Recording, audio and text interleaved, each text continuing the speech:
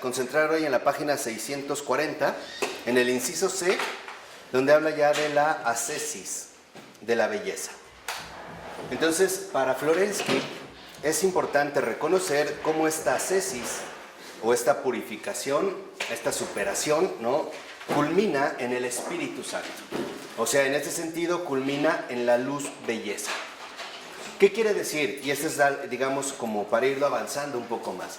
Que en realidad el contacto profundo con el Espíritu Santo no solo nos va a llevar al orden moral de la vida, o sea, al orden correcto de la vida, sino que en realidad nos lleva a contemplar de cierta manera la transfiguración de toda la realidad. Dice en la 641, en la primera cita, dice Florensky: esta es la razón por la que los santos padres llamaban a la ascesis como actividad dirigida hacia la contemplación por el Espíritu Santo de la luz inefable, no una ciencia, ni siquiera un trabajo moral, sino un arte.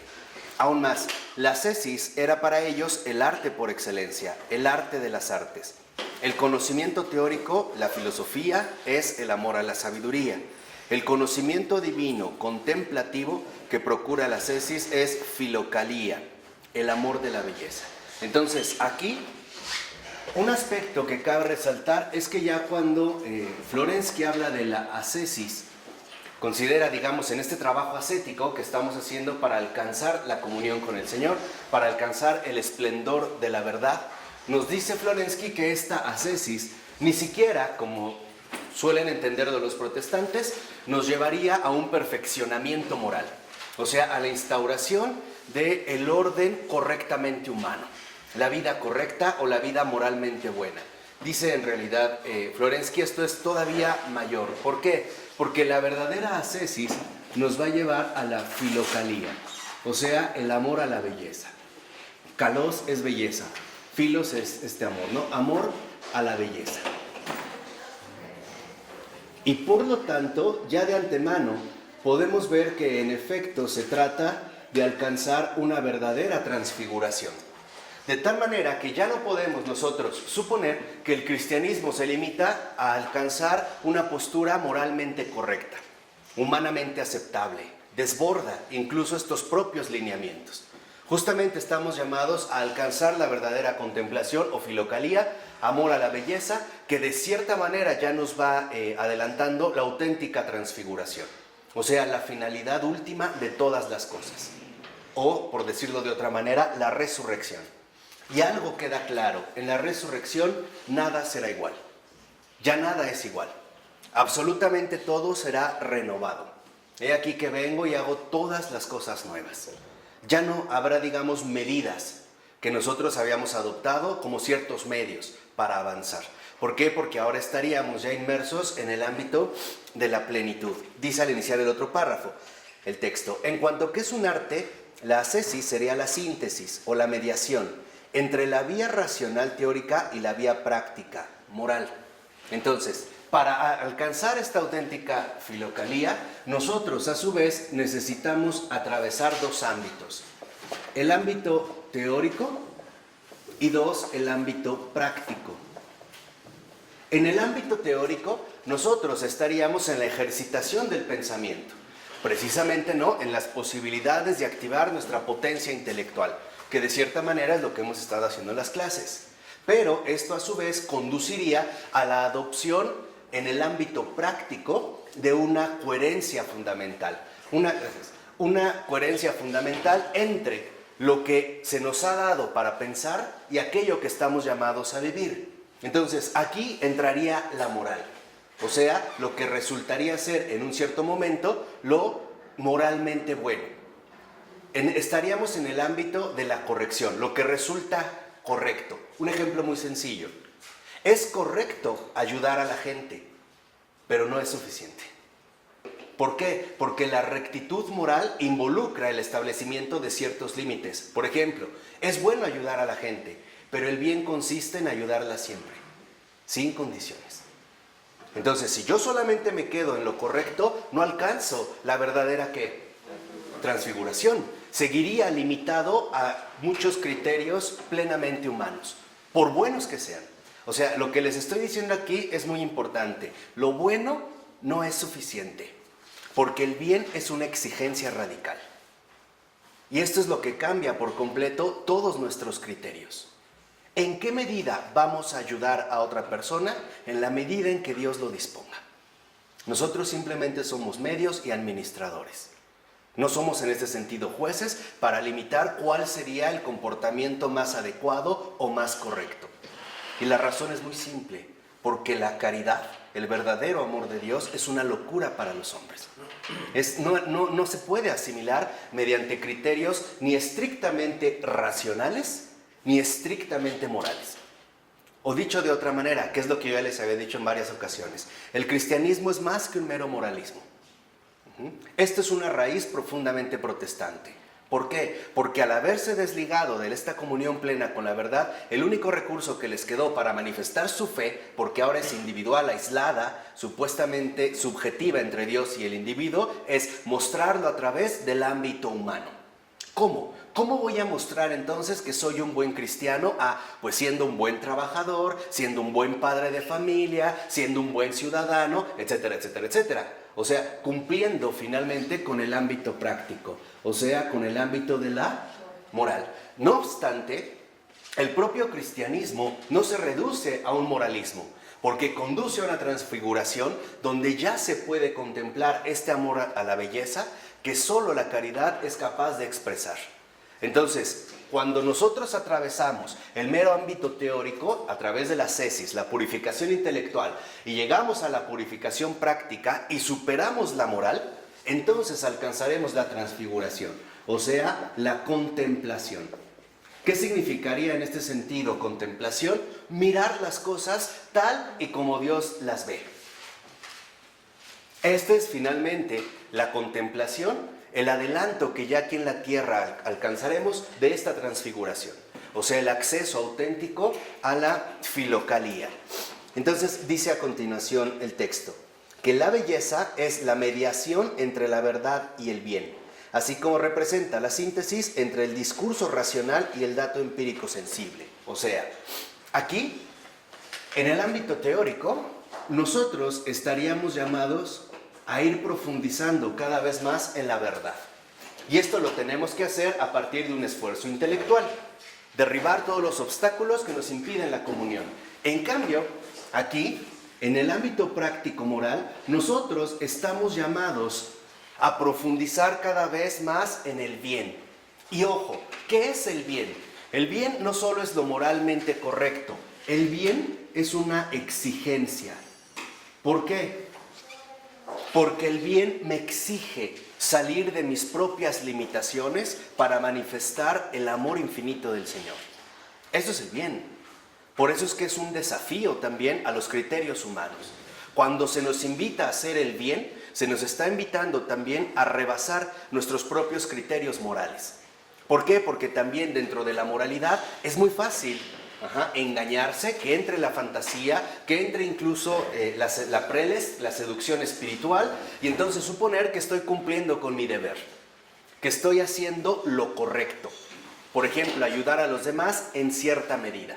O bien, en casos quizá más drásticos, yo no le hago mal a nadie, pero tampoco le hago bien a nadie. Entonces, en este sentido, cuando realmente empleamos la ascesis, que es el trabajo cristiano de la vida, y profundizamos en la verdad y profundizamos en el bien, aquí entonces, en la contemplación, se manifiesta ya la belleza. La belleza que sería justamente la manifestación concreta, real, de la grandeza divina. Ya no solo vemos las cosas a partir de su verdad, ya tampoco vemos las cosas a partir de su bondad, sino que las vemos a partir de su resplandor. ¿Qué quiere decir? Que aquí los criterios asumidos ya superan las limitaciones intelectuales y las limitaciones morales. O sea, las limitaciones teóricas y las limitaciones prácticas. En síntesis, cuando ya se alcanza la contemplación y la belleza, es porque entonces, ahora sí, podremos decir que llevamos una auténtica vida espiritual. Ejemplo, lo que los hombres ven como escandaloso, el contemplativo, el verdadero ascético, el verdadero asceta, lo ve como una obra redentora. Lo que el mundo ve como despreciable, el hombre espiritual lo ve como algo amable. Lo que el mundo ve como correcto, como moralmente bueno, el asceta lo ve como insuficiente. ¿De acuerdo? Este es, digamos, justamente el resplandor de la belleza. Y dice 4 renglones abajo. Efectivamente, por lo que respecta a la moral, la bondad es asumida por la ascesis en su sentido antiguo de belleza, más que de perfeccionamiento ético. Entonces, no basta, no es suficiente hacer lo correcto. En pocas palabras, la moral no agota las exigencias de la vida espiritual. Esto solo se va a poder alcanzar a partir justamente de la belleza. Encontrar la profundidad de la verdad en la manifestación de la belleza, lo mismo que encontrar la profundidad del bien en la manifestación de la belleza. Esta sería la experiencia cristiana. Por eso les decía que va muy ligada justamente con el ámbito de la transfiguración. Lo bueno no es suficiente. No podemos reducir la vida espiritual al ámbito moral del desarrollo humano. Porque hay una gran diferencia entre un buen hombre y un santo. Así de sencillo. Eso es lo que nos está diciendo Floreaschi. Hay una infinita distancia entre un buen hombre y un santo. Y lo que necesita el mundo son santos, porque está lleno de buenos hombres. Y no es suficiente. Y así lo podemos, digamos, ahorita demostrar en un primer momento, ¿no? Por ello, si lo ven, en la nota 51, a partir de los últimos 5 renglones, dice el texto: se sabe que la ortodoxia llama filosofía a la vida de los ascetas, orientada hacia Dios, así como a la doctrina que la justifica, es decir, la dogmática en general y el dogma de la Trinidad en particular, mientras que la filocalía designa su arte, adorno divino. Entonces, la vida espiritual es un arte, es el arte de las artes, es la plenitud del ámbito teórico y la plenitud del ámbito práctico. Por ejemplo, un buen hombre puede conservar su vida para ayudar a los demás. Podría salvar su vida. Un santo estaría dispuesto a dar su vida por todo el mundo, sin ponerse a establecer criterios de quién lo merece, quién no lo merece, quién abusa, quién no lo abusa, etc. Ahí en la belleza, creo que el ejemplo más concreto lo tenemos en las palabras del Señor cuando nos dijo que el Padre hace salir el sol sobre buenos y malos. Esa es belleza. La belleza entonces rompe con cualquier criterio enteramente teórico y con cualquier criterio limitadamente ¿qué? Práctico. Entonces, la verdadera vida espiritual, la verdadera belleza, consiste en darnos cuenta que ser un buen hombre no es suficiente. No está mal, pero no es suficiente. No es el llamado del cristianismo, porque ahí es donde entra la preleste, el engaño espiritual. Suponer que porque como somos buenos o hacemos bien las cosas, ya aseguramos nuestro pase al reino de los cielos. Mentira. Ese es un engaño sumamente fuerte, porque no basta con hacer lo correcto. Estamos llamados precisamente a mostrar en el mundo la desmedida del amor de Dios. Dice el texto en la página, a partir de la 642, terminando la 41, que la filocalía, síntesis de la espiritual oriental, es el amor a la belleza. Y de este modo, fíjense, la verdadera ascesis, o sea, la vida espiritual, forma hombres no buenos, sino bellos. El rasgo característico de los santos ascetas no es de ningún modo la bondad, que se encuentra también en los seres de carne, incluso en grandes pecadores. Allí está el punto central. Y aquí es precisamente el riesgo que corremos. Suponemos equivocadamente, fantasiosamente, que podemos poner en una misma balanza el peso de mis pecados y el peso de mis buenas obras. O por irnos más a fondo todavía, nos engañamos creyendo que con ser buenos compensamos o tapamos mis pecados y mis carencias. Falso. ¿Por qué? Porque no es suficiente. Una finalmente no es equiparable a otra. Por eso, si lo ven, cuando un ser humano falla, lo primero que se le ocurre es ser bueno. No llegó a dormir a su casa, pues entonces la va a llevar a una tienda comercial a la esposa a comprarle un refri. O se la va a llevar a comer, o le llevó rosas, o le manda mariachis. Mira qué bueno es. Es un engaño, ¿eh? Cuidado, porque aquí la moral también tiende a ser engañosa. Entonces, no estamos llamados a ser buenos, porque como dice Florensky, incluso en los grandes pecadores hay bondad, aunque sea algo. Esto lo vio, por ejemplo, muy bien un autor ruso llamado Alexander Kuprin, en un texto que una vez les comenté, pero se lo recuerdo, que se llama El estercolero, donde él veía que había el estercolero, ¿no? Y él decía, yo veo a hombres muy perversos que pueden acabar de acribillar a 10 personas y de repente voltean, ven un niño y se inclinan para darle una paleta. Esto es lo que le sorprendía a Kuprin. O sea, que aún en los hombres malos, aún hay destellos de bondad. O sea, en ese sentido, del bien. Por eso es que entonces la bondad, que es lo que nos está recordando Florensky, no es suficiente.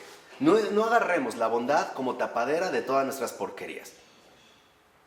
Estamos llamados a manifestar la belleza, a ser bellos, como Dios es en este sentido, bellos. De ahí que no sea casual que el gran Hans Urs von Balthasar retomara en su obra teológica fundamental como centro de todo la estética. O sea, la recuperación en nuestro entendimiento cristiano del valor incalculable que posee la belleza. ¿Para qué? Para superar el mero moralismo. ¿Sí? El moralismo consiste en creer o en obsesionarnos falsamente con hacer lo correcto. Un ejemplo, yo me voy a trabajar todos los días, jamás falto, nunca llego tarde, hago mi trabajo. Bueno, eso es bueno, pero ¿a costa de qué? ¿De descuidar a mi familia? Ahí es cuando vemos los errores, ¿no? Sí, claro, es bueno, pero no es suficiente. O sea, finalmente, la belleza como vida espiritual rompe toda limitación, tanto teórica como moral. Dice a continuación el texto, es la belleza espiritual, aquella belleza resplandeciente de una persona que es portadora de luz y que es inaccesible a la inercia carnal. Y aquí está el punto. La belleza nos va a hacer entonces portadores de luz.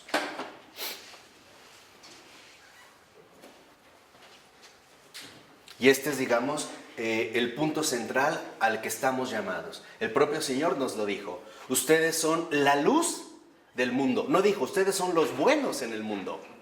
Ustedes son los justos en el mundo. Ustedes son los imitables en el mundo, los admirables en el mundo. No dijo, ustedes son la ¿qué? La luz del mundo. Y cuando resplandece esta luz, entonces vemos que en efecto, por mucho que nosotros nos apaguemos a la bondad, no es suficiente. Y por mucho que nosotros nos apeguemos a una cierta verdad teórica, no es suficiente. Estamos llamados entonces a ser seres de luz. Por eso les decía, ser bueno no basta, ¿eh? No es suficiente. Hay que ser en ese sentido luminosos. Entonces, ahí es cuando dice Florensky al iniciar el otro párrafo. La ascesis, síntesis de múltiples dimensiones, es la única vía que conduce a la verdad eterna. Y el objetivo fundamental de la ascesis es el trabajo sobre el corazón. Y aquí dice Florensky, solo un corazón purificado puede recibir la luz inefable de la divinidad y volverse bello. Aquí es entonces donde entra el aspecto más central.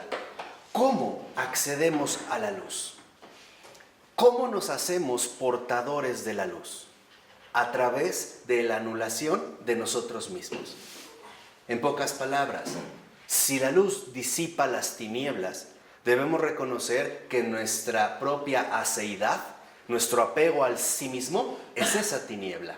Entonces, la luz involucra la anulación de la aceidad, que es, lo vuelvo a repetir, el gran enemigo de Florensky, y por lo tanto también el nuestro. El yo, con todo lo que implica, que ya dedicamos varias clases precisamente a hablar al tema de la aceidad, el yo, porque la aceidad, el yo mismo, el sí mismo, el único, el aislado, etcétera, es tinieblas. Entonces, a través de la ascesis, ¿qué es lo que estamos haciendo? Eliminando cada vez mayores ¿qué? Tinieblas, hasta que ya no sea yo, sino únicamente Él. Ahí viene la luz. Y por lo tanto, ahí viene la manifestación auténtica de la belleza. Pero hay un aspecto, es una belleza que el mundo no comprende. Más bien interpretará esta belleza como estupidez, torpeza, ingenuidad, locura, idiotez. Porque si lo vemos, aún dentro de la moral, de la bondad, la aseidad juega una parte importante o no. Cuando yo me empeño en ser un hombre bueno, me estoy sosteniendo en mí mismo. Al menos tengo el falso confort de que estoy haciendo bien las cosas. Es la típica gente que dice, bueno, pues sí, cometo mis pecados, como todos, ¿no? Pero pues le echo ganas, ayudo, ¿no? Doy una despensa, doy un donativo, ¿no? Voy a ver a mis padres. No basta. Más que si Dios existe, me salvo. Sí, claro. Aparte me salvo porque pues, yo soy del club de los buenos. Entonces, de una vez, rompamos las líneas. Nosotros no pertenecemos al club de los buenos. Nosotros pertenecemos al reino de la luz. Y por lo tanto, estamos llamados a manifestar una transfiguración total de la realidad entera. Esto es lo que ilumina al universo por completo. Nos hace rebasar tanto nuestros límites morales como nuestros propios límites teóricos. Porque aún en la verdad intelectual hay aceidad. La aceidad en el ámbito teórico consiste en el reconocimiento de nuestra propia capacidad intelectual. Entonces, estamos llamados a ser seres de luz. Y a lo que nos va a ayudar la ascesis es a llevar a cabo la radical anulación de la aceidad. Cuando esto ocurre, la luz emerge.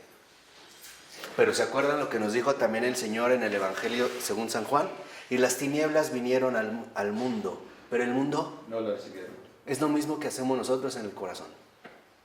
La luz desciende al corazón, pero el corazón no lo ¿qué? No lo recibe. ¿Por qué? Porque estamos aferrados a nuestros propios criterios.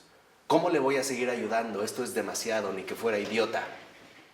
¿Cómo voy a seguir empeñado en cambiar mis criterios si estos criterios los obtuve a partir de muchos esfuerzos, muchos años de estudio? ¿Cómo se van a atrever a llegar y quererme quitar mis teorías bien establecidas de un plumazo? Eso jamás. Y ahí viene el combate. Acuérdense, y les estoy resumiendo porque ya vamos de salida, ¿eh? Ya casi terminamos. Continuamos con nuestra propia seriedad. Exactamente. El yo y mi verdad después. Claro. Por eso hoy viene el combate que ya nos había dicho Florensky. En último término, se va a definir en una disyuntiva. O él o yo. O dicho de otra manera, se va a definir o la luz o las ¿qué? Tinieblas. Y acuérdense lo que dijo Florensky, no hay término medio. O lo uno o lo otro. No hay posibilidad aquí de hacer una especie de negociación, ¿no? Como decir, bueno, a veces como que me ilumino y a veces me oculto. No. O estamos dentro, o al menos en el proceso de penetración en la luz, o más bien nos seguimos resguardando en las tinieblas. Seguimos amando más la oscuridad que amando más la verdadera ¿qué? Luz. Por eso es que la vida espiritual rompe toda limitación porque solo es Él. Y este es el gran acontecimiento metafísico. En la verdadera vida espiritual solo es Él. Y el Señor también nos lo dijo. Yo soy el alfa y la omega. El principio y el fin. Aquí es entonces cuando nosotros tendremos que ver a partir de la ascesis que realicemos o que estemos llamados a realizar, hacia dónde es que en efecto nos vamos dirigiendo. Dice a continuación el texto: recoger todas las facultades humanas en la raíz del corazón es el camino para llegar a la luz del conocimiento divino. La máxima belleza nace de la persona centrada en torno al corazón. Y vean lo que dice Florensky. Esta purificación, esta corrección de sí mismo son necesarias para recoger todo su ser en el corazón. para consolidar en torno al corazón las fuerzas del espíritu, por la inteligencia, la voluntad y el sentimiento. Recoger la inteligencia en el corazón es la atención. Recoger la voluntad en el corazón es la vigilancia. Y recoger el sentimiento en el corazón es la toma de conciencia, o sea, la sobriedad. Entonces vean que aquí ya Florensky nos va dando precisamente 3 criterios fundamentales. En la luz, en el ámbito de la luz, son necesarias 3 cosas. Primera, que es lo que menciona aquí Florensky, es la atención. ¿Qué es la atención? El recoger toda mi inteligencia al centro más profundo de mi ser, o sea, en su dimensión espiritual. Y entonces yo ya no permito que mi inteligencia ande por ahí divagando en tontería y media. Y tampoco le permito que se deje contagiar por errores, por muy sutiles que sean. Mantengo concentrada mi inteligencia en mi corazón, o sea, en la raíz espiritual de todo mi ser. ¿Por qué? Porque solo a partir de la raíz espiritual de mi ser es que se puede contemplar la verdad. Si la tengo puesta en otro lado, mi inteligencia fácilmente será presa del error, del engaño, de la equivocación. Entonces lo recojo en mi corazón. Pero, dice Florensky, cuando aquí, digamos que se apela a la razón, al ámbito intelectual, pero también es necesario que no solo recojamos o llevemos la inteligencia a su raíz profunda o espiritual, que es el corazón, sino también la voluntad. Y a esto se le llama vigilancia. Entonces,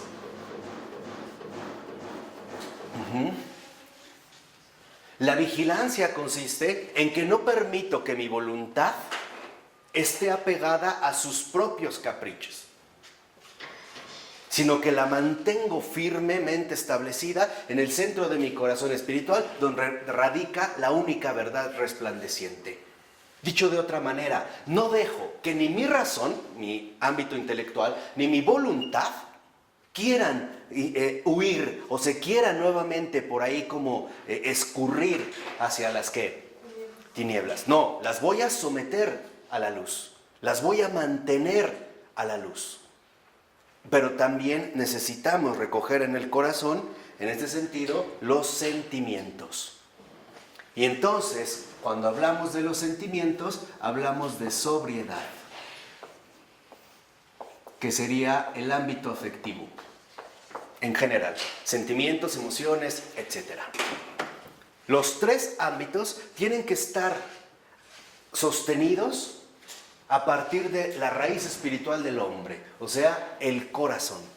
Si no están ahí, entonces se van a disipar y van a empezar a generar enormes desórdenes en nuestra propia vida.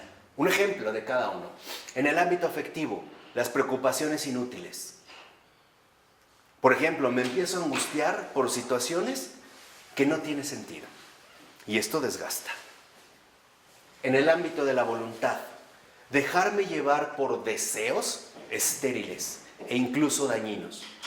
Como la gente que sabe algo que está mal, pero lo hace. ¿Por qué? Porque su voluntad no está en la raíz espiritual de su ser, o sea, en el corazón. Está como un perro suelto que hace lo que ¿qué? Lo que quiere, lo que se le da la gana.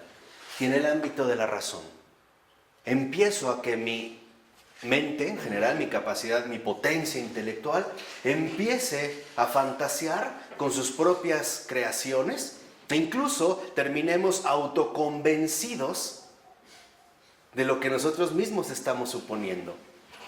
Un ejemplo muy sencillo. A ver, le voy a hablar a mi esposa a ver qué está haciendo, ¿no? Bueno, y no me contesta.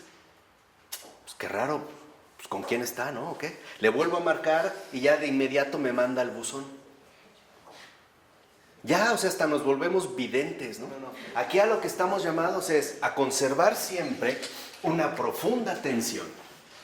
En pocas palabras, no permitas que tus ideas te arrastren como se les da la gana. Manténlas firmemente arraigadas en el fondo espiritual de tu ser, o sea, en la presencia de Dios en ti, o sea, en el corazón. Ejemplo, ¿Qué va a pasar? ¿Qué voy a hacer? No, ¿por qué me angustio? Vámonos al centro del ser. A ver, Dios mío, ¿de qué manera me vas a sorprender? Y ahí me quedo. En la voluntad. Mis deseos que de repente sí, no, y empiezo un combate. No, ¿para qué? A ver, no es tanto lo importante lo que yo quiero, sino ¿qué quieres tú? A ver, vamos a mantenernos en este sentido centrados. Y la sobriedad. Nada de dejar que mis propias emociones me dominen. Hoy justamente, por haber perdido de vista que nuestro centro espiritual fundamental es Él y Él en el corazón, hoy por eso hay tanto malestar, por ejemplo, de bipolaridad, y es real. La bipolaridad tiene un fondo espiritual. Es porque la gente se deja arrastrar por su propio sentir. Y entonces su propia afectividad los domina. Entonces se sienten mal y están muy mal, todo está muy mal. Pero así de repente por algo se sienten bien y todo está muy ¿qué? Bien. Son como hojas que las arrastra el viento como quiere. No están firmes, no están, digamos, instalados precisamente en la roca. En una roca firme, ¿no? Tal y como al Señor, incluso en el Antiguo Testamento y sobre todo en los Salmos, se le llama, tú eres mi roca. Entonces, la luz es justo el espacio fundamental, el espacio espiritual en el cual estamos llamados a mantenernos. Y esta luz, y por lo tanto la paz, solo se alcanza cuando nosotros no nos dejamos nuevamente arrastrar hacia las ¿qué? Tinieblas. Te voy a poner un ejemplo muy sencillo. De repente atraviesas una dificultad y se te olvida muy fácilmente que has atravesado otras y Dios te ha sacado adelante. Pero por no tener atención, te dejas llevar únicamente por la situación presente, ¿o no? Y ya. Y entonces de ahí vienen precisamente todos los desórdenes que nos empiezan como a agitar, ¿no? Que nos empiezan como a intranquilizar. Y en pocas palabras, que nos empiezan a quitar ¿qué? La paz. Claro, esa es la estrategia. La estrategia es que no nos mantengamos en la luz y que siempre más bien volvamos de nuevo a nuestra propia ¿qué? Aceidad. Y por lo tanto que incurramos en tinieblas. Un ejemplo muy sencillo para que vean de lo que hablo es de el muy buen San Ignacio de Loyola.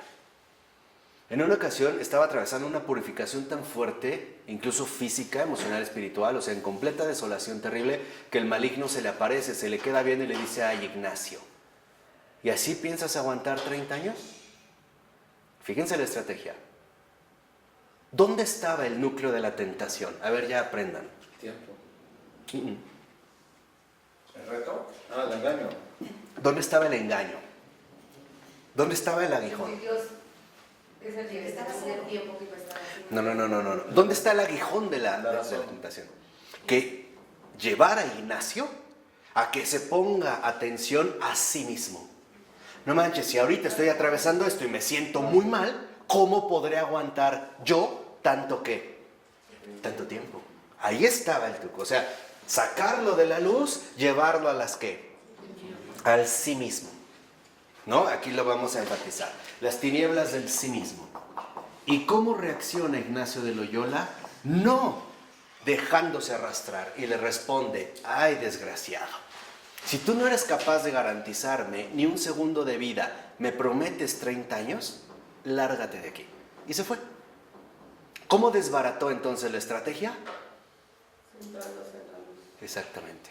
Diciendo: es que lo que tú me dices es falso, porque esto no depende de mí. ¿Depende de quién? Esa es la vida de fe. Ahora entienden por qué les he insistido hasta el cansancio, y ya se lo deberían, aunque sea de tatuar en la espalda, que Dios jamás aflige los corazones. Jamás, nunca aflige los corazones. No viene de la luz. Viene de una mezcla de luz y ¿qué? Sutiles. Preocúpate. Deja de ver la luz. Y entonces vete a ti mismo. Entra en tus propias ¿qué? Y obviamente cuando entras en tus tinieblas, ¿qué es lo primero que sucede? Dudas. ¿Qué más? Miedo. Te asustas entre el miedo, la duda, Rechazo. el rechazo, aislamiento, preocupación, inseguridad, ¿sí? Tambaleo, incertidumbre, todo lo que va contra la fe, la esperanza y la caridad.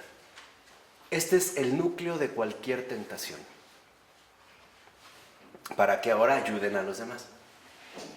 La manera de ayudar a los demás en cualquier situación espiritual, se los digo en serio y también para los que nos ven, casi nunca me dijo directamente, es ayudándolos a que salgan de las tinieblas y pasen a la que, o sea, rescatarlos de sí mismos y conducirlos a quién. Y ahí viene la paz. ¿De acuerdo? Esto es pero primordial, ¿eh? Pero primordial.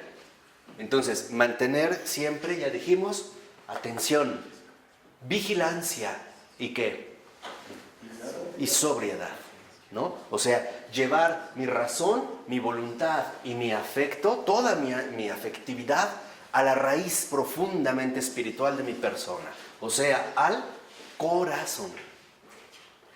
¿Sí? Dice al iniciar en el otro párrafo, que es muy bellísimo, ¿no? Dice, el trabajo filocálico sobre el corazón tiene como resultado la obra de arte de la propia persona. Fíjense, la auténtica belleza es la encarnación lograda de la imagen de Dios. Entonces, ¿qué debemos alcanzar a través de la luz?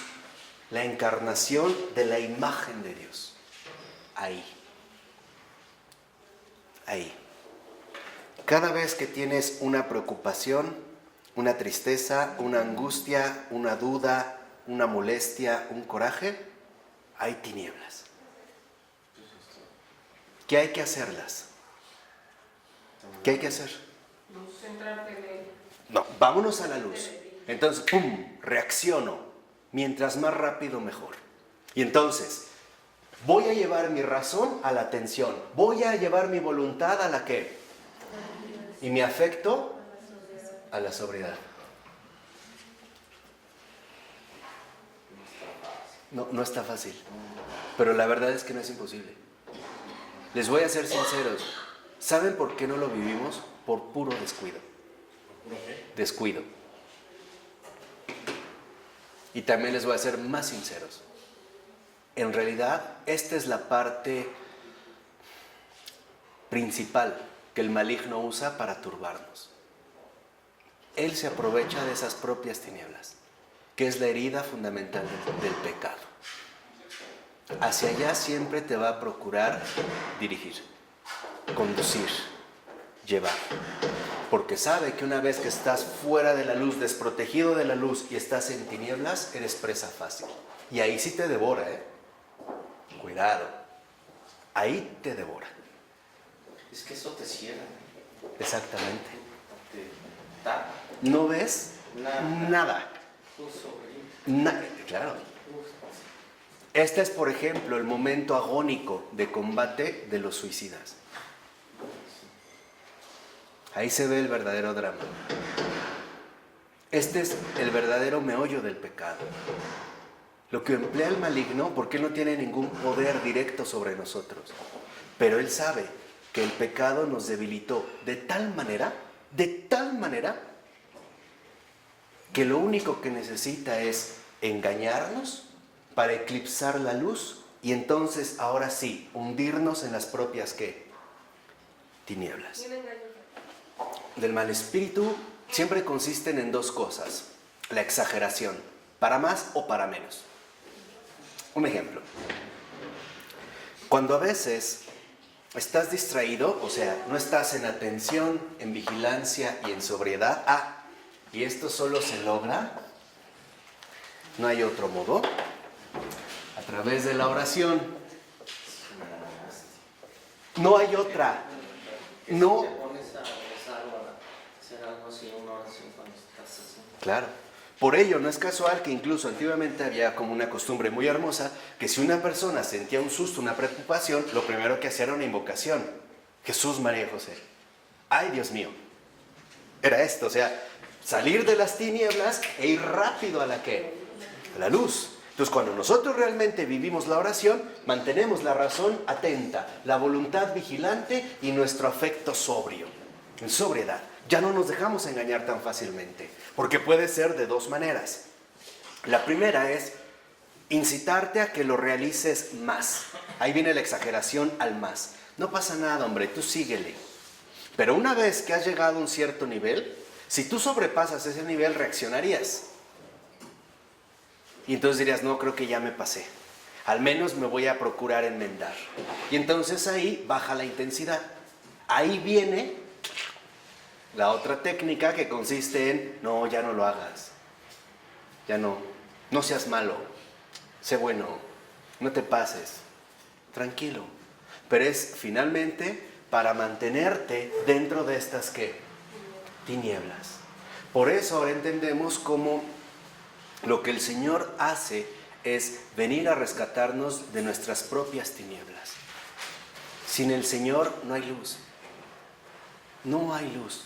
Al contrario, si no está realmente la presencia encarnada del Señor, las tinieblas se vuelven más espesas. Porque las tinieblas no tienen dimensión, tienen espesura. No sé cómo describírselas, pero es como humo. Hay humo ligero, como el de un cigarro.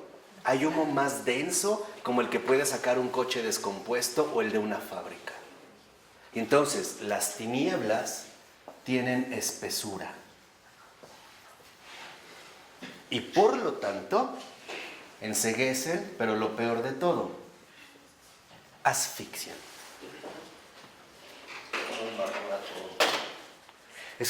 Sí. Es que no, como que no tenemos la palabra. Creo que de alguna u otra manera lo hemos vivido. Pues estamos en un momento atravesado, porque todos nosotros también, es verdad que tenemos muchísimas tinieblas. Pero acuérdense, en el fondo de nuestro ser hay luz. Entonces lo que queremos es disipar las tinieblas para volver nuevamente a nuestro estado inicial, que es un estado inicialmente luminoso. Por ello, el Señor, a pesar del daño que haya hecho el pecado, no extinguió la luz primigenia en cada criatura. Dios no lo permitió. Quedó como apagada, como lejana, como distante, una lucecita, pero es auténtica. Esa luz jamás se perdió. Por eso es que en efecto podemos superar las tinieblas a través de la ascesis, superarla para recuperar nuevamente la belleza originaria que nos fue asignada, la imagen divina. Esta es la gran obra de arte que Dios realiza con las almas. El paso de las tinieblas a la ¿qué? Y no de la luz a las tinieblas. Que es también el camino que ya nos había mencionado Florensky en su momento, ¿no? Dice a continuación en la 643, más o menos a la mitad de la página, al iniciar el párrafo, dice: podemos comprender ahora hasta qué punto el tema de la belleza que Florensky ha puesto de relieve como un nervio profundo de la teología, de la espiritualidad y de la visión del mundo del Oriente cristianos está lejos del mero esteticismo. O sea, no se trata de ser bellos según los criterios estéticos, bajo una determinada apariencia. El hombre verdaderamente espiritual es un hombre bello. ¿Por qué? Porque ya está encarnando la radicalidad de esta transfiguración. Dice ahora entonces, más o menos a la mitad del último párrafo: la búsqueda filocálica orienta también de un modo estético, pero ¿en qué profundidad? Y no primariamente intelectual o moral, lo que explicamos aquí, la relación con Jesucristo y su percepción inmediata. Dice, Florensky señala, citando a San Ignacio de Antioquía, como no hay nada más bello que Cristo, el único sin pecado. El más bello de los hijos de hombre. Esta belleza radical que no consiste en lo que nos gusta, sino que consiste en la manifestación de la propia realidad divina, en esta belleza. Y dice, el paso al que se refiere es la carta de San Ignacio de Antioquía, que también ya lo vimos en una ocasión, ¿no? Sus cartas. La carta a los Magnesios, capítulo 7, párrafo 1, que se los recomendamos muchísimo. Debería de ser uno de esos pillow books, ¿no? Esos libros de cabecera. Dice, una oración, una inteligencia, una esperanza en el amor, en la alegría inalcanzable, es decir, Jesucristo, que es lo mejor. Y dice, ¿no? Lo cita en griego, dice, Florensky muestra cómo el término ameinos significa, partiendo de la raíz ameino, confrontar con el latín amoenus, no solo mejor o más bello, sino también algo más indeterminado, más amable, más ameno, de modo que había que traducir el pasaje de Ignacio como una alegría, es decir, Jesucristo, más amable que todo. Entonces, ¿en dónde está la verdadera esencia de la luz? En la caridad. O sea, en Dios. Esta es la luminosidad de los hijos de Dios. Ustedes son la luz del mundo. Me dijo, ustedes son los buenos del mundo. No, la luz del mundo. Ahí está este resplandor. Y dice a continuación, para nuestro autor está claro que esta noción es más cercana de más bello que de mejor. No se trata de ningún modo de algo moral, sino de la impresión directa que causa Jesucristo, colmando el alma de alegría. Y ve confirmada esta interpretación en las palabras mismas del Señor. Yo soy el buen pastor. Pero cuando dice el buen pastor, y por eso lo cita en griego, ego, eimio, poimene a kalos. Kalos. Y ya dijimos aquí, kalía. Es como si dijera, yo no solo soy el buen pastor hablando en término moral, sino dijera, yo soy el más amable, el más bello de los que, de los bellos, ¿no? Pastor dice, el acercamiento oriental a la persona del Señor es por lo tanto un acercamiento estético, o sea, espiritual. ¿Vamos bien? Y llega aquí, por ejemplo, a darnos cuenta incluso cómo esto nos va a llevar a un enternecimiento evangélico, que es bellísima esta parte también que expone Florensky. La luz genera enternecimiento evangélico porque ve la realidad de las cosas, o sea, su miseria. Y su grandeza. Pero aquí, a la verdad plena, o sea, de las cosas como están, en su miseria. ¿Por qué mencionaba este aspecto? Porque en efecto, la visión de Dios consiste en la misericordia. Y la misericordia no es más que este amor incondicional a lo más bajo, a lo miserable, a la miseria misma. Por eso ahora que he estado estudiando nuevamente a fondo a mi padre San Bernardo, nos recuerda que la verdadera virtud del alma es la humildad. Y la humildad, humilitas, viene de su raíz esencial que es la tierra, humus. Porque en efecto somos pura tierra. Y aquí, en efecto, cuando uno lo empieza de verdad a meditar, entonces nos damos cuenta cómo esta luz, esta caridad, transforma que la belleza realmente cristiana tiene un nombre. Se llama misericordia, no simple bondad. Misericordia. Y no es lo que el Señor ya había dicho desde el Antiguo Testamento. Misericordia es lo que quiero, no sacrificios, no holocaustos. Hoy el Señor nos diría, yo no quiero buenos hombres, quiero hombres misericordiosos. Yo no quiero hombres inteligentes, quiero misericordiosos. Los buenos no me bastan. Necesitamos misericordia, belleza. Belleza que transfigura toda nuestra realidad. Porque en una simple palabra, ¿qué hace la misericordia? Inunda el mundo de luz.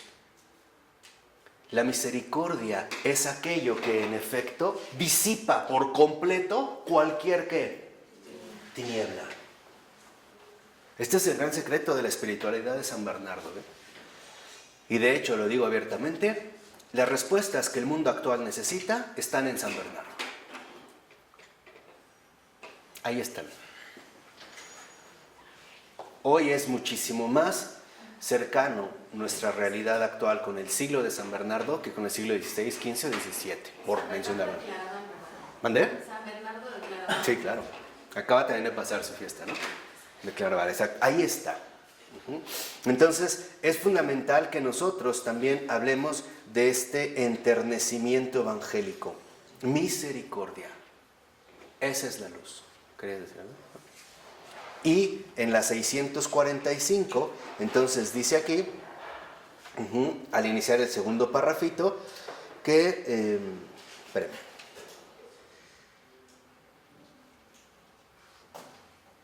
que el objetivo de la cesis, como esfuerzo filocálico, es la espiritualización completa del propio cuerpo y del cosmos, extensión suya, sobre la base espiritual de la idea de la divinización.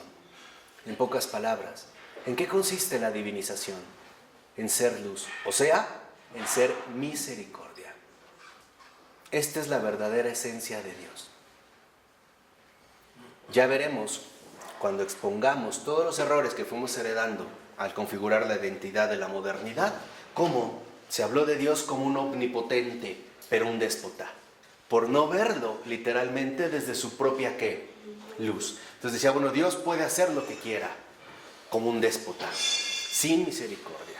O sea, en realidad y en síntesis, no estaban hablando verdaderamente de Dios. Era una idea que ellos se habían forjado. Aquí lo que es fundamental destacar, y es lo que hemos venido diciendo, es que esta belleza precisamente es la plenitud misma hacia la que nos va conduciendo la cesis. Es la transfiguración plena que nos lleva de las tinieblas a la luz, involucrando estos tres factores, ¿no? La razón, la voluntad y el afecto. Estas situaciones, cuando realmente se cumplen, entonces ingresamos en un primer momento a la luz auténtica de Dios, la caridad.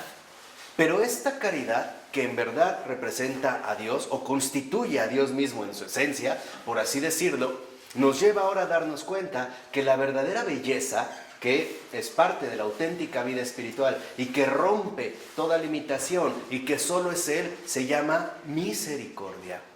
Es ver las cosas como Dios las ve. Eso es contemplar.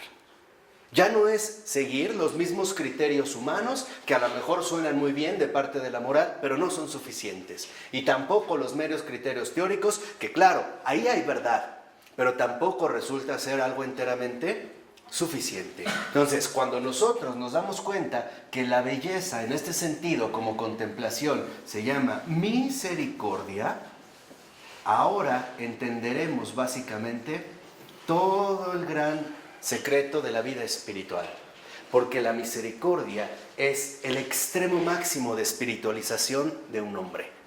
El hombre misericordioso es el que ve las cosas como Dios ¿qué? Las ve. Es el que vive las cosas como Dios mismo las ¿qué?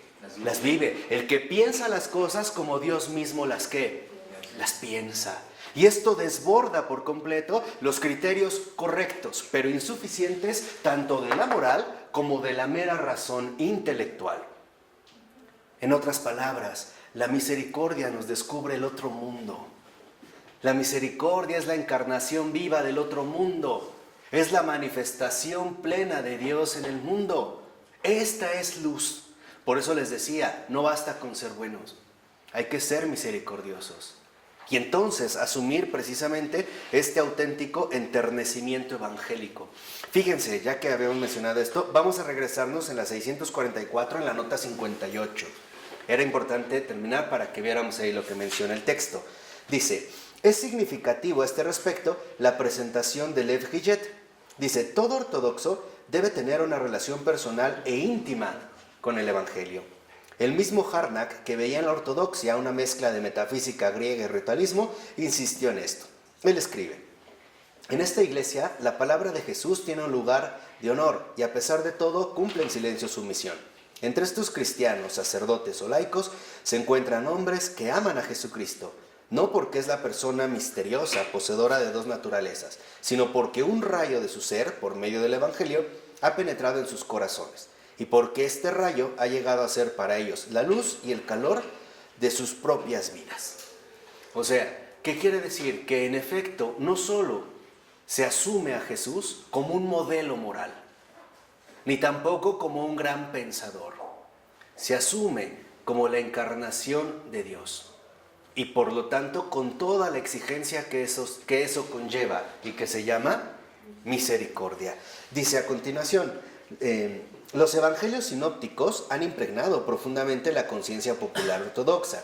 Los preceptos sencillos del Sermón de la Montaña, la llamada de Cristo a los que sufren una carga pesada, han encontrado una repercusión particular. Estos pasajes del Evangelio están en el origen del kenotismo ruso, que es no una teología formal de la kenosis, en el sentido técnico del término, o sea, del abajamiento, ¿no?, de Dios, que adoptó la condición de esclavo, siguiendo a Pablo. Al meditar en la humildad del Señor, estas almas simples y fervorosas hicieron nacer una forma de ascetismo que no era totalmente desconocida en Occidente, pero que corresponde más a la mentalidad oriental. El ascetismo del loco por Cristo, en griego salos, yurodivie en ruso, o yurodivia si es en femenino. La no resistencia a la violencia. Fíjate, la no resistencia a la violencia. ¿Qué significa la no resistencia a la violencia? El estar dispuesto a padecer el martirio. ¿Sí? Esta no resistencia a la violencia que nos hace realmente comulgar con la persona viva de Jesucristo. Cuando él estaba ante el tribunal en el Sanedrín, uno de los soldados que estaban ahí le dio una bofetada. Y Jesús no se le fue encima. Resistir la violencia. Al grado de que va en el Calvario y lo van pateando, le van escupiendo, lo van empujando, ya lo azotaron y Jesús no pone resistencia a esta violencia. O sea, la misericordia realmente también involucra la compasión.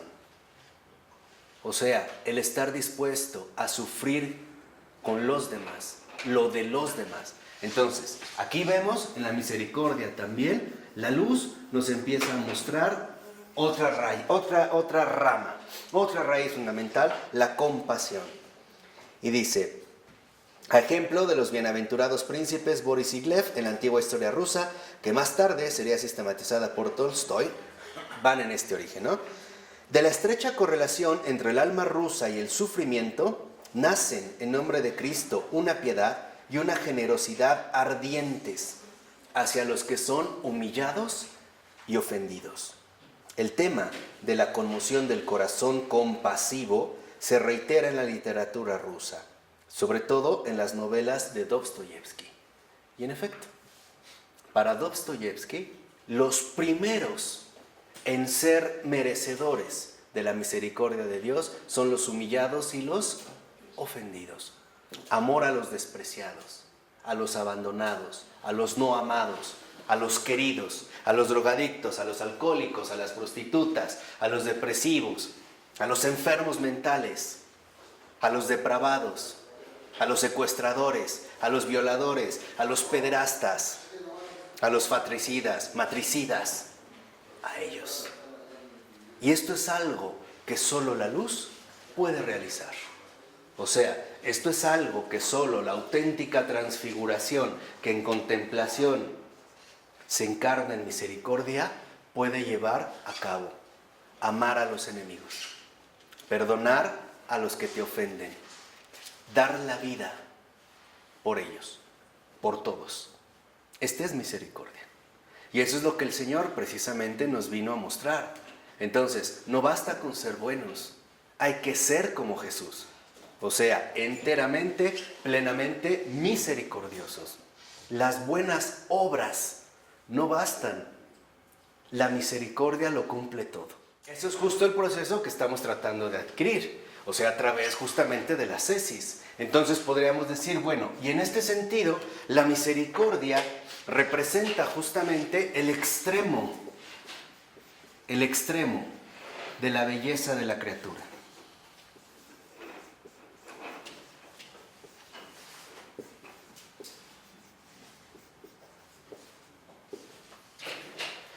Ustedes son la luz del mundo, es lo mismo que afirmar, ustedes son la misericordia de Dios. Eso es ser luz.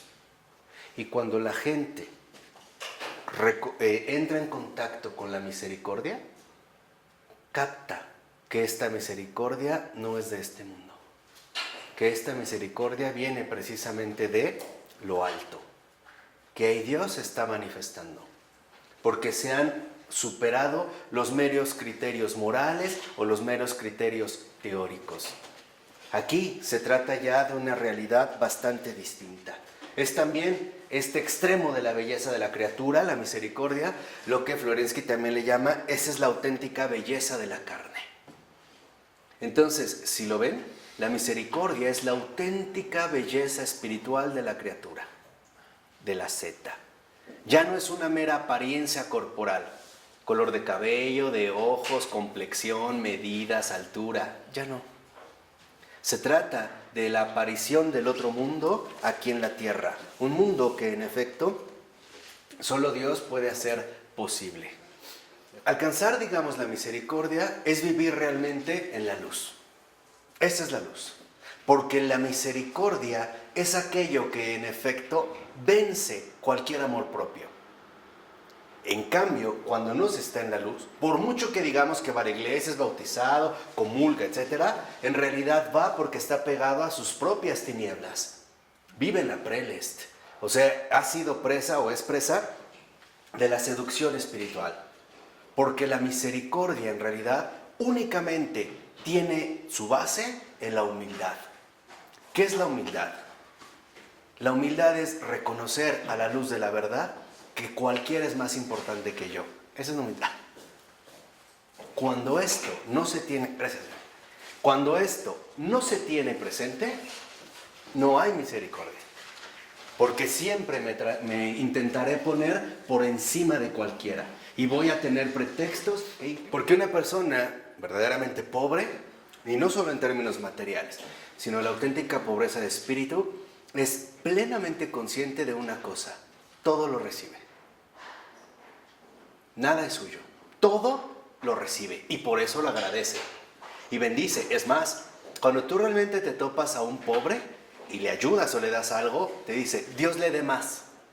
Nadie dice, ay, que Dios me multiplique esto a mí, o me dé más de estas a mí en una hora. Nadie dice eso. Porque la verdadera pobreza consiste en reconocer que todo proviene de Dios. Y por lo tanto viven en la humildad. En cambio, los que supuestamente se han dedicado al estudio, en este sentido, a una mera erudición curiosa, llegan a una falsa conclusión. Esto lo he obtenido yo. He estudiado, he leído, he vivido, he pensado. Me acerco a comulgar porque me he esforzado en no pecar. Voy al confesionario porque voy a entregar mis pecados. Esta es la gran diferencia. En una sola palabra. El que es verdaderamente pobre no tiene ojos para sí mismo. No se ve a sí mismo. Y reconoce que todo lo que recibe... Es humilde, ¿no? Dijiste, el que es pobre no tiene ojos para sí mismo. No. ¿No es el que es humilde? O sea, el verdadero pobre de espíritu es el que vive en la humildad. O sea, el que reconoce que todo, poco, mucho, es una manifestación del amor de Dios. Porque es recibido. O sea, lo hizo él porque es humilde. ¿Así? Nada más. La respuesta. Ese es, digamos, en este sentido, precisamente el gran don que Dios da en la pobreza. El verdaderamente pobre vive en la humildad. Y el que decide salirse de esta luz, acaba en las tinieblas. Porque siempre tendrá pretextos para separarse del camino. Siempre dará razones, excusas, pretextos para justificar su propio error. O sea, en ese sentido, sus propias tinieblas. Entonces, cuando ya llegamos aquí, al extremo de la belleza de la criatura, dicen las 646. Dice Florensky, ¿cuál es, por tanto, esta belleza creada a imagen de Dios? Y dice, el himno que acabamos de citar no deja lugar a dudas. Está hablando de un himno de los oficios, ¿no? Dice, es la misma que yace en el sepulcro, informe, corrompida. Nuestro cuerpo es precisamente esta belleza, esta imagen de la gloria indecible de Dios. Esta concepción litúrgica de la imagen de Dios es confirmada por la literatura patrística. Es el cuerpo humano, el que es la imagen de Dios, la semejanza del hombre con Dios. Entonces, aquí es donde viene un aspecto más radical. La misericordia no es un sentimiento. La misericordia es la encarnación del amor de Dios en una persona. Esa es misericordiosa. Y esto se va a ver incluso reflejado en su propia realidad humana, en su carne. Nada de estas falsedades de que vamos a ser misericordiosos porque me nace o porque tengo este sentimiento o este afecto. La misericordia se encarna. La misericordia se recibe, porque el que verdaderamente recibe a Dios, recibe en este sentido precisamente al Señor de los señores. Si nos vamos a la 647, en el segundo párrafo, a partir del cuarto renglón, dice Florensky: la carne resucita en la renuncia de fuego a sí misma, que es lo que habíamos hablado. O sea, finalmente nuestro cuerpo también lleva a cabo una renuncia. Yo no soy la prioridad.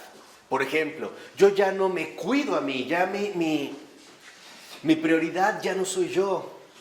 La prioridad van a ser siempre ¿qué? Dos ejemplos. Teresa de Calcuta.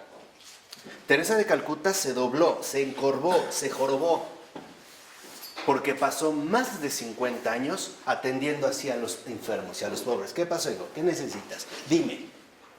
En ningún momento dijo, a ver, ¿no voy a usar una faja? No, me voy a poner... Ya no importa. Uno ya no importa. Eso es lo que yo les decía. Uno verdaderamente ya no se ve a sí mismo. Y dos, el cura de Ars. El cura de Ars de por sí comía poco, sometía extremada penitencia a su cuerpo. Y a veces alguien llegaba y le regalaba un durazno, por ejemplo, ¿no? Entonces se lo daban y el cura de Ars, ay, muchas gracias. Y luego apenas a morder y alguien le decía, ay, padre, es que se quieren confesar o tal. Y te cerraba los ojos, lo olía, decía gracias y se iba. Esa es misericordia.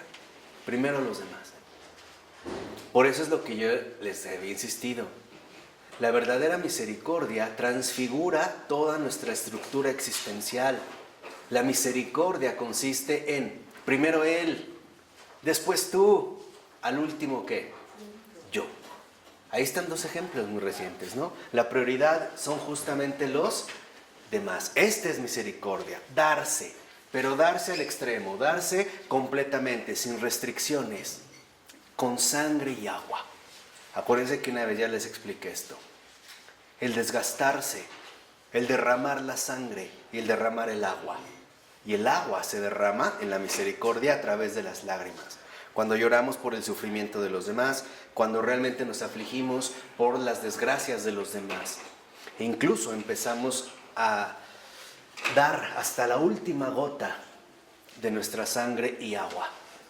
Una sangre y agua espirituales que en efecto están condensadas precisamente en las lágrimas. A esto es a lo que se le llama pureza suprema. Entonces, por favor, ¿qué es pureza? Pureza es la renuncia a sí mismo. Ahora entienden por qué el Señor les decía a los fariseos hipócritas, sepulcros blanqueados, porque eran muy buenos, pero eran muy buenos por ellos, para quedar bien ante la ley, cumplir con todas las de la ley, escrupulosamente, ¿no? Escrupulosamente, rabínicamente, lo puro, lo impuro, tocar, no tocar. La obsesión finalmente con el cumplimiento del deber, la obsesión con el cumplimiento de la ley. Aquí ya se trata de que en efecto la renuncia a sí mismo es lo único que nos conduce a la pureza. Por ello es que incluso las relaciones sexuales se viven en pureza, porque no voy a obtener mi placer, voy a entregarme a otra persona para que Dios disponga de este encuentro. Y esa es la pureza. Esa es pureza. Lo que realmente es impuro es la seidad, el apego a nosotros mismos. Y nosotros a veces lo percibimos con mucha claridad, cuando hacemos las cosas por interés, por vanidad, por envidia, por vanagloria, por justificación, por moral. ¿Qué van a decir? Ya no. Aquí ya no estamos finalmente en estos parámetros. Aquí precisamente la realidad se ha transfigurado por completo. Fíjense lo que dice a continuación. Es un ideal que se alcanza no por una aproximación gradual ni por un desarrollo continuo, sino por un rechazo cortante de la seidad. Esa es pureza. Entonces, la renuncia a sí mismo, rechazo cortante, tajante de la seidad, radical. Esa es la radicalidad del cristianismo. Los buenos hombres no cortan consigo mismos, se esconden, se camuflajean, ¿se dice así? Se camuflajean, se disfrazan camaleónicamente de el disfraz del deber y de la moral para hacernos creer que con eso es suficiente. No basta. El corte tajante, el rechazo cortante de la seidad involucra que estamos dispuestos a morir a nosotros mismos, ¿o no? Y no nos dijo el Señor, no hay amor más grande que aquel que da su vida, ¿por quiénes? Por sus amigos. Escuchen bien lo que el Señor está diciendo, no hay amor más grande que el que da su vida. O sea, voy a cortar con mi aceidad por mis amigos, por mis hermanos, por todos. No nada más por este y este, como el comercial, ¿no? Pero tú no juegas, esto es mío, vete para allá. Tú sí, tú no, tú sí, tú no. Todos. Este es el amor más grande. Y este amor más grande únicamente se puede vivir precisamente a partir de la auténtica, ¿qué? Pureza. Este es, digamos, como la condición fundamental de acceder a este amor grande. Vamos a la 646. Por eso vemos cómo al iniciar el segundo párrafo dice el texto: la cumbre de la obra ascética es la inocencia originaria del cuerpo, o sea, de la integridad de la persona, que está en la base de la idea cristiana de la virginidad. Entonces, ¿qué es la virginidad? La virginidad es la inocencia originaria del cuerpo, integridad de la persona. El conservar verdaderamente nuestra auténtica integridad. Y esto solo se alcanza a través de la luz, que es lo que explicamos hace un momento. Entonces la virginidad no solo es no tener relaciones, porque puede ser que alguien no haya tenido relaciones y no obstante no tenga esta virginidad. ¿Cómo? A través de todas las desviaciones en su pensar, en sus deseos, en sus desórdenes, en todo este revoltijo que interiormente puede vivir sin conservar su propia integridad.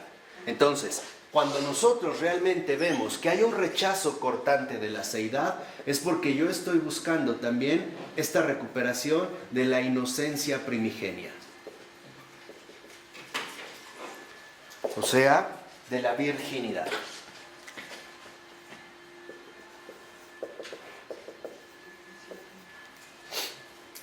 Y no solo esto, dice a continuación, esta, la virginidad, corresponde a una elevación y a una espiritualización del sexo, a su iluminación y de ningún modo a una erradicación que volvería a la naturaleza sexuada e inerte. Se trata de la floración del sexo, no de su castración. Fíjense qué hermoso, ¿eh? Lo que nos está diciendo es que la virginidad es la elevación, la iluminación de la sexualidad humana, no su castración. Entiendan que la virginidad es pureza. En este sentido no significa no tener relaciones sexuales. Significa iluminar la sexualidad para llevarla finalmente a su esplendor extraordinario. Adánico, si lo quieres llamar así. O edénico, como quieras. Según tu referencia sea Adán o bien el Edén. Esta es la auténtica virginidad. Es la inocencia primigenia que se conserva o se obtiene a través de la integridad de toda la persona. Por ello, alguien tan extraordinario como San Juan Crisóstomo, en uno de sus tratados extraordinarios y bellos que tiene, donde habla sobre las vírgenes y las viudas, dice: la única diferencia entre una virgen y una viuda es que la viuda llegó al último, pero ante Dios tienen la misma dignidad.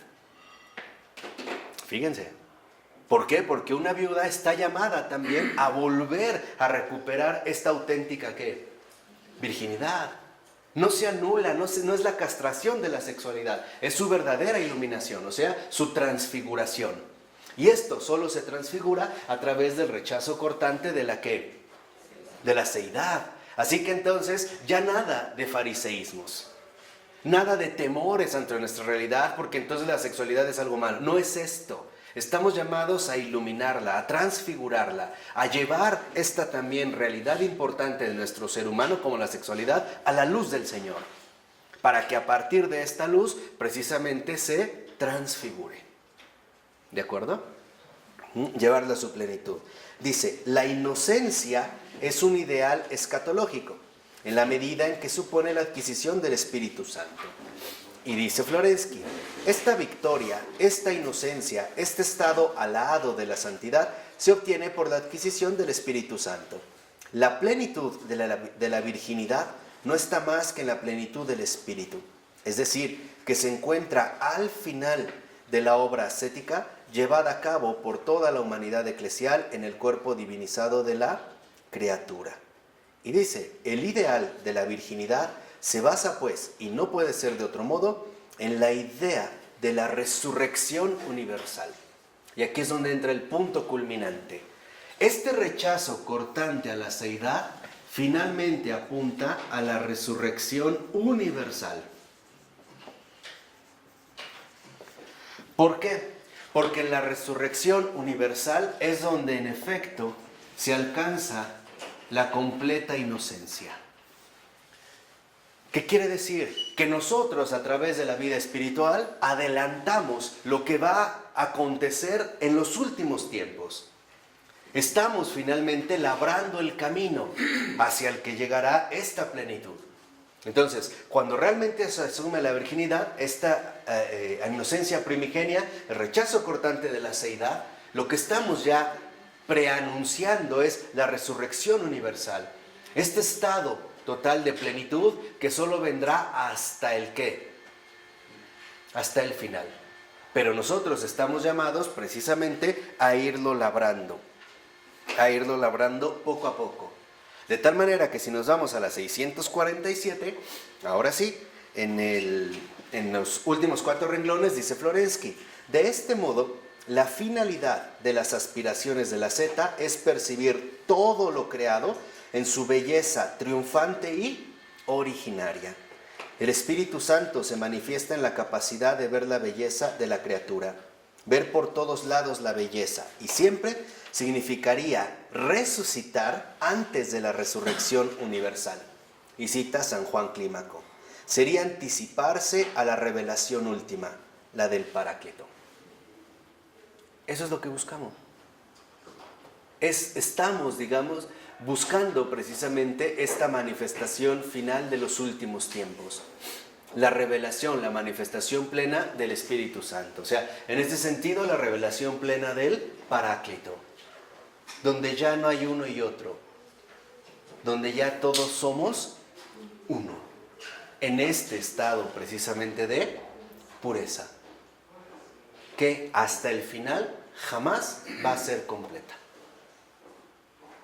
En este sentido, la pureza, como la renuncia a sí mismo, involucra justamente una elección, un rechazo cortante de la seidad. Ahí se empieza. Y después iremos madurando gradualmente, de tal forma que, aunque volvamos a incurrir en nosotros mismos, podamos finalmente salir lo más pronto posible. ¿De acuerdo? Así que ya no mezclarse en estas cuestiones entre, sí, claro, lo impuro, de una manera tajante y separada. A lo que realmente aspiramos es a la elevación máxima que por el momento nos es posible de nuestra verdadera belleza criatural, de nuestra belleza creada, la imagen divina. Okay. Para adquirir la pureza es bueno, la renuncia a sí mismo. Primera, tener en cuenta que entonces la prioridad no soy yo. Acuérdense que la seidad es el sí mismo, el yo aislado, desvinculado. Entonces, el primer punto es tener en cuenta que en efecto yo no soy lo primordial. Lo primordial es Él, Dios, después tú, el prójimo. Cuando esto realmente se ha llevado a cabo, póngalo en un caso más sencillo de tu vida. Una familia. Ok. En la familia, la renuncia a sí mismo significa que tú estás ahí para servir, ¿no? Y al momento de servir, quiere decir que tú ya no vas a ocupar ninguna prioridad. Ninguna. Por eso es un rechazo cortante de la seidad. Ninguna. Cuando realmente yo dirijo ahora todo mi ser desde el corazón hacia la anulación de la seidad, entonces lo que obtengo es una inocencia primigenia. Porque yo no obstaculizo el desarrollo precisamente del auténtico amor de Dios. ¿Esto a qué me conduce? A vivir una auténtica virginidad. Pero esa inocencia la hace Dios. Sí, claro. No sé qué decir. La hace Dios, pero es nuestro ejercicio de recuperación. De hecho, esa es la conversión. Esto es justo la conversión. Entonces, ok, ¿cuál es mi rectitud de intención? Lo que dijimos. ¿Dónde está realmente ubicada esta pureza? Entonces, ¿qué es lo que estoy buscando? Lo que realmente estoy buscando es el anuncio fundamental de la resurrección universal. O sea, este estado pleno de auténtica inocencia. Vamos. Esto se logra cuando tenemos claras cuáles son nuestras prioridades. ¿Es para Dios o para mí? Si es por Dios, no te gusta. Luchas, te rebelas, combates. Si es por ti, estás súper feliz, ¿eh? Tranquila, relajada, lo haces hasta alegremente. Por eso les decía que esto es lo que conduce precisamente a una auténtica exigencia. Entonces, ¿cómo me doy cuenta de que en efecto hay una verdadera pureza? ¿Cómo me doy cuenta de que en efecto la pureza sí está dada en mi corazón? Porque la renuncia a sí mismo es de tal manera que ni siquiera hay espacio para mí. O sea, la pureza, en la verdadera pureza, el yo no tiene ningún lugar. Ya no es ¿y yo qué? Cedes todo. Exactamente. ¿No? La pureza es renunciar a mí. Esa es pureza. Cederlo absolutamente ¿qué? Todo. Entonces, Servir a los demás. claro, la pureza, por eso es que va finalmente vinculada a la renuncia. La renuncia total a mí. Mientras haya algo mío, hay tiniebla. Precisamente a lo que íbamos es que en esta renuncia es lo que permite entonces que ya las tinieblas no opaquen el resplandor de la luz. En pocas palabras, la impureza no es una falta moral. La impureza es un desorden espiritual, la filtración de las tinieblas, que ya explicamos hace rato. Esa es la impureza. Porque si no sería un mero moralismo. Entonces, a ver, hay como en un sentido, digamos, plenamente rabínico, ¿no? Corté un alimento con un cuchillo y luego otro ya quedó impuro. Pues no es esto. No es una cuestión enteramente moral. Se trata realmente de una opción enteramente espiritual. La pureza se consigue, dijimos, manteniéndonos y conservándonos dentro de la luz. Y dijimos cómo el grave peligro consiste en ir de la luz a las ¿qué? Que es ya el ejemplo que nos había dado Florensky. Por eso en la 648, en el segundo parrafito a partir del cuarto renglón, dice Florensky, la pureza, fíjense, la pureza es el corazón que tiene compasión de toda esencia creada. Ahí está la pureza. Esa es pureza. Y el corazón compasivo es el ardor del corazón hacia toda la creación. Esa es pureza. ¿Qué es lo que dijimos? Por eso lo insistimos hace un momento. Ya no podemos seguir quedándonos en los términos, en el orden enteramente morales, porque son insuficientes. Lo dijimos, ser bueno está bien, pero no basta. No es suficiente, ¿no? Aquí la radicalidad es muchísimo mayor. Y es lo que dice finalmente en los últimos dos renglones, cuando dice la ascesis cristiana desarrolla pues las vías de una visión del mundo a partir de la resurrección. Esa es pureza. La visión del mundo a partir de la resurrección. ¿De acuerdo? A partir precisamente, dijimos, de esta manifestación final del Paráclito. Entonces, el rechazo cortante de la seidad, ¿a qué me va a llevar? A una visión. Acuérdense que también hablamos de la misericordia, a una visión del mundo a partir de la resurrección.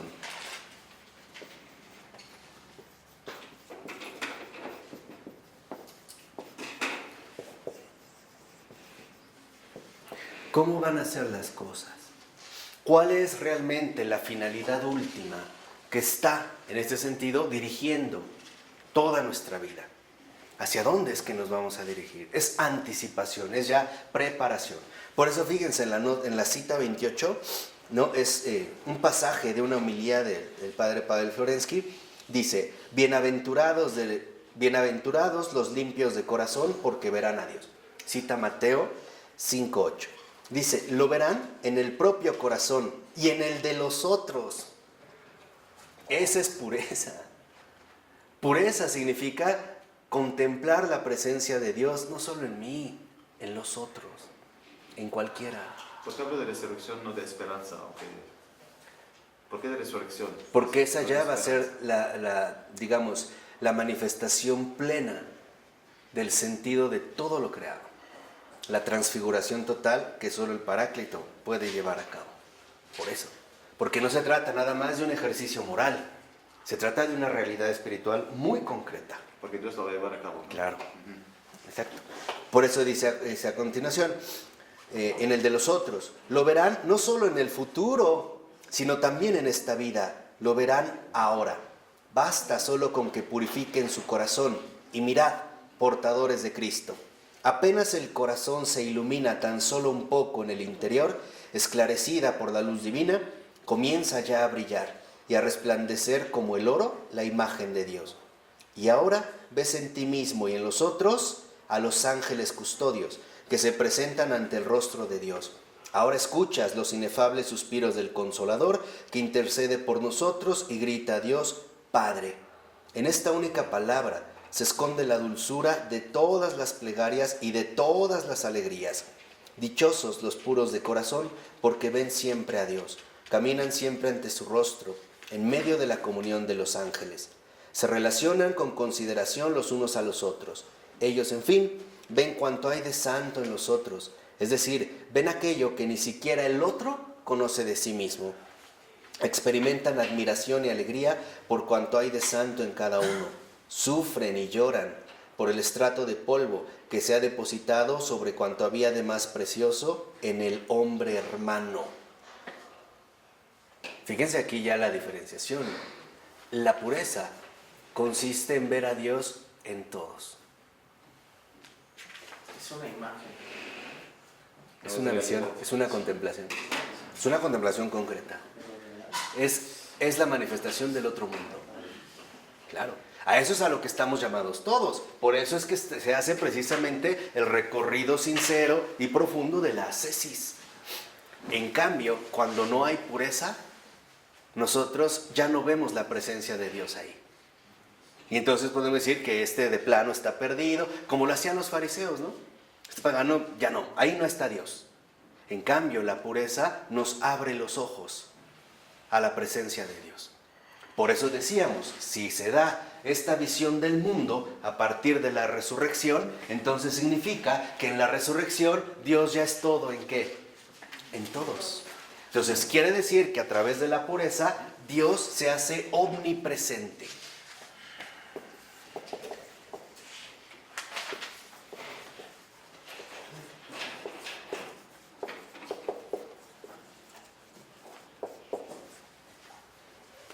Esa es pureza. Y podemos entender que por mucho que haya hecho algún pecador, no está perdido. Se ve hasta el fondo de su ser, algo que incluso él mismo desconoce. Pero la base es la luz, ¿no? Sí, claro. Ese es el vínculo. Ese es el vínculo. No hay otro. Porque si no estamos en la luz, entonces lo único que vemos son precisamente ¿qué? Tinieblas, engaños. Entonces todo pierde, digamos, esta luminosidad, ¿no? Es precisamente como el riesgo al que incurrimos por no estar atentos, ni vigilantes, ni ¿qué? Ni sobrios. Exacto. Esta es la sobriedad, ¿no? Digamos, el mantener en la raíz precisamente nuestra afectividad. Por ello va a considerar en este sentido Florensky que esto es, en pocas palabras también, llevar a sus más altas cumbres la sofía, o sea, sabiduría. Entonces, si Dios se hace omnipresente, entonces quiere decir que alcanzamos la auténtica sabiduría. Esa es la sofía. Entonces, fíjense, se purifica el corazón y una vez que se ha alcanzado la pureza, se alcanza al mismo tiempo la auténtica sabiduría. Y la sabiduría no es un conocimiento, ni un conjunto de conocimientos. La sabiduría es la contemplación concreta de Dios en todas las cosas, penetrando en los misterios que solo los ángeles, o a los que solo los ángeles pueden acceder.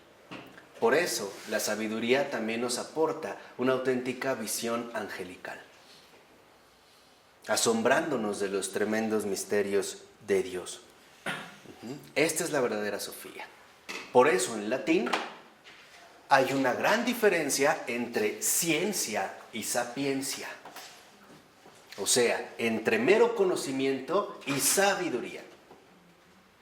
Hay una distancia enorme entre una y otra. Y si se van a las 650, en los últimos 3 renglones, el segundo parrafito, antes del apartado 1, dice el texto: la Sofía como culminación de la visión espiritual del mundo. Eso es Sofía, la visión espiritual del mundo. ¿Y en qué consiste la auténtica visión espiritual del mundo? En permanecer siempre en la luz, es decir, en la presencia de Dios, en mí y en todos los demás, en toda la realidad creada, sin dejarme engullir o atrapar por las tinieblas que incluso nos envuelven y que a veces parecieran precisamente inundarnos. Y cuando estamos finalmente en la Sofía, comprendemos que es el Señor el que viene, como en la barca. Era de noche, había tinieblas, había tempestad, y los discípulos lo ven y gritan, llenos de terror porque pensaron que vieron ¿qué? Esas son las fantasías que nosotros generamos. Y el Señor dice algo bellísimo: tranquilícense y no teman. Soy yo. Eso es lo que nos dice la sabiduría. Tranquilícense y no teman. Soy yo. ¿Qué es lo que dijimos la vez pasada? ¿Hay guerras? Tranquilícense. No teman. Soy yo. ¿Qué de verdad? ¿No me ven? ¿De verdad no me ven? ¿De verdad no están en la luz? Y esto es lo que sería la visión sofiánica, que dejaremos para la siguiente clase. ¿De acuerdo? En el nombre del Padre, del Hijo y del Espíritu Santo. Amén. Bueno.